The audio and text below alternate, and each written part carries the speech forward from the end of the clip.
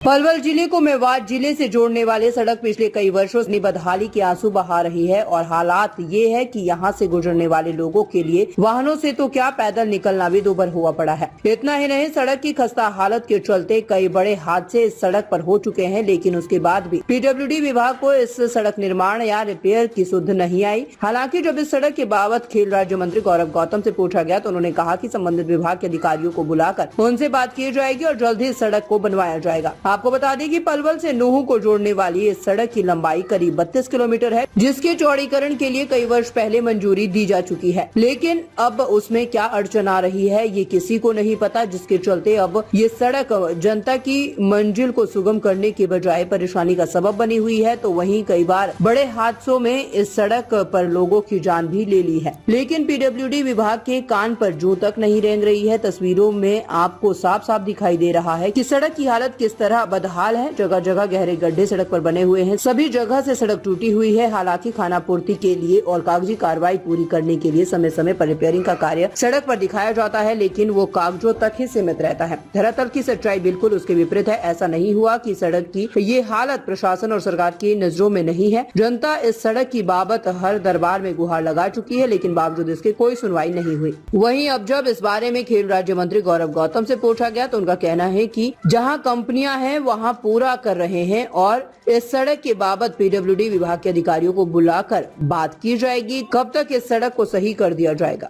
जहाँ कमियां हैं वो हम पूरा कर रहे हैं और जहाँ काम चल रहे हैं वो भी बहुत तेज गति से चल रहे हैं। मतलब ये पलवल रोड का सरलीकरण होना था और उसकी हालत बिल्कुल बदतर है।